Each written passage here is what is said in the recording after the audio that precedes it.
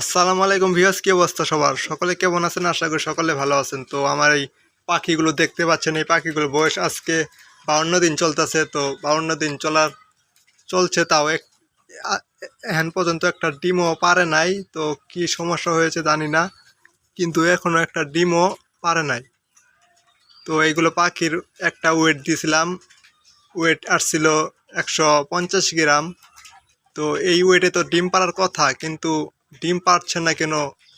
কেউ একটু আমাকে কমেন্টে জানাবেন প্লিজ, অভিজ্ঞ খামারে যারা আছেন।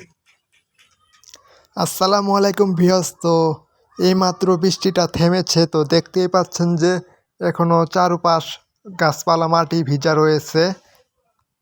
তো ওই ঠান্ডা আবহাওয়ার কারণে এখনও খামারে পর্দা তুলি নাই।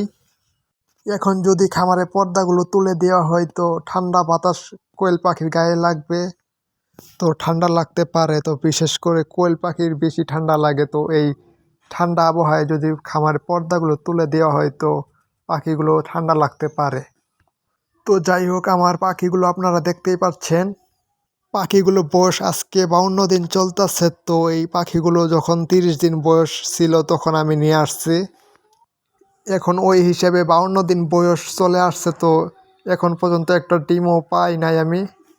তো যেখানে পাখি 45 দিনে ডিম পাড়ার কথা, সেখানে 52 দিন চলে আসছে, এখনো ডিম পাচ্ছি না। জানি না কি সমস্যা হয়েছে। পাখিগুলোকে ঠিক মতন আদার পানি দিচ্ছি, তবু কেন ডিম পাড়তে তো সময় নিচ্ছে। তো যাই হোক, আর কিছুদিন অপেক্ষা করে দেখি ডিম দেই কবে। তো আপনারা আমার সাথে থাকুন, যখন ডিম দিবে তখন জানতে পারবেন। আমার চ্যানেলটা সাবস্ক্রাইব করে পাশে থাকেন। তো আর একটা সমস্যা হচ্ছে যে পাখিগুলো অনেক ভয় পায়। একটা মুরগি শব্দ করলে পাখিগুলো অনেক ভয় পায়, লাফালাফি উড়াউড়ি করে দেয়। তো স্ক্রিনে দেখতে পাচ্ছেন যে এই পাখিটা অনেক ভয় পাওয়ার কারণে, লাফালাফি করার কারণে আঘাত পেয়েছে।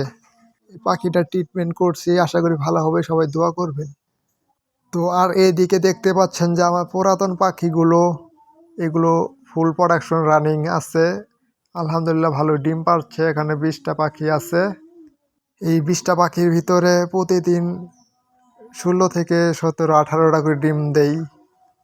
তো আমার এইগুলো পাখিটা দিয়েই খামারটা শুরু। তো এগুলো যেভাবে ডিম দিচ্ছে, এভাবে ডিম দিলে আশা রাখি লাভ হওয়ার সম্ভাবনা অনেক বেশি। তো যাই হোক, আমার ওই পাখিগুলোর জন্য দোয়া করবেন যেন তাড়াতাড়ি ডিমে চলে আসে।